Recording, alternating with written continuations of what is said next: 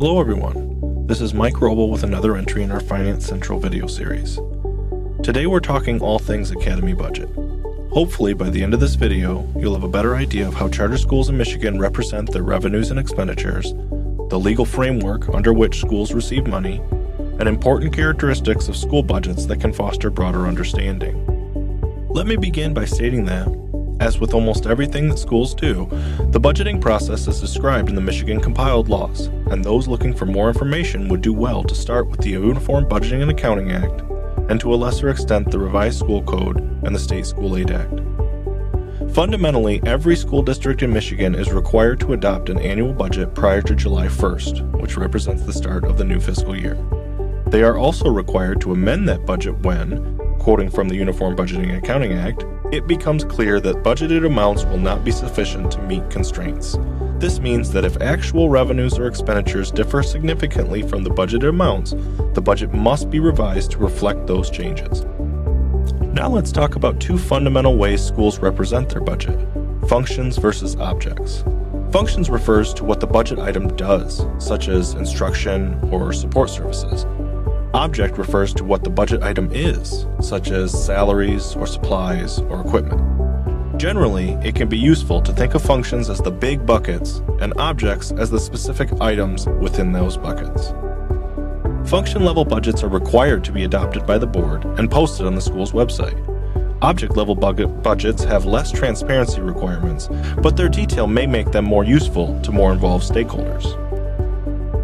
Outside of the formal budget and coding structures prescribed by law, when discussing budgets, schools may include other items like balance sheets, ledgers, cash flows, etc. These elements help track the financial health and liquidity of the school. The items are hugely useful for a complete understanding of a school's financial position, but are not budgets in the way it is colloquially used. When defining typical budget items, remember that there is no such thing as a normal, but there is certainly an abnormal. Each school's budgets will have unique characteristics based on the specific needs and circumstances. The Uniform Budgeting and Accounting Act, or UBAA, of 1968 provides the legal framework for budgeting in Michigan schools. It requires that all local units, including public school academies, follow a uniform chart of accounts and maintain their financial records accordingly.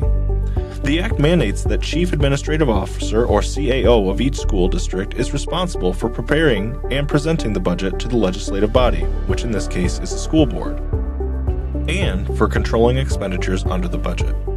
The budget must include detailed expenditures and revenue data, estimates for the upcoming fiscal year, and any surplus or deficit compiled from prior years. Before finalizing the budget, a public hearing must be held to ensure transparency and allow for community input.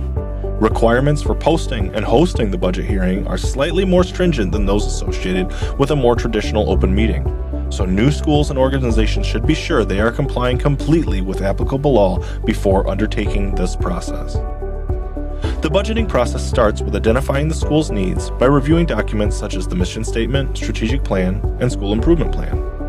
A budget team, including stakeholders like the school board, administration, teachers, staff, and community members, collaborates to establish budget priorities. The budget team should create a timeline for the budget process, allowing ample time for information collection, review, and necessary revisions. One of the most important things the budget team does is reconcile individual school priorities with general requirements.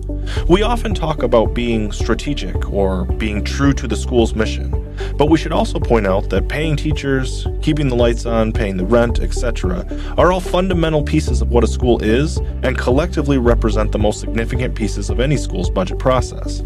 Teams must be mindful of the financial impact that major strategic changes in curriculum, staffing structures, scheduling options, or etc. will have on the overall budget. Things that seem like a small strategic change may come with massive payroll change requirements or other unforeseen costs. Once the budget is complete, it must be posted on the school's transparency page and should be communicated to both internal and external stakeholders to ensure everyone understands the priorities and expectations. The school board must regularly review the budget, comparing budgeted revenues and expenditures to actual figures, and make amendments as needed. All budgets and their subsequent amendments must be formally adopted by the board in order to take effect. Schools may maintain multiple budgets. All schools will pass a general fund budget, But many schools will also have separate budgets for their food service program, their debt service fund, or other special revenue accounts. I hope this discussion has been helpful in showing the different types of budgets a charter school maintains, and how and why the process is executed each year. Thanks for listening, and we'll see you next time.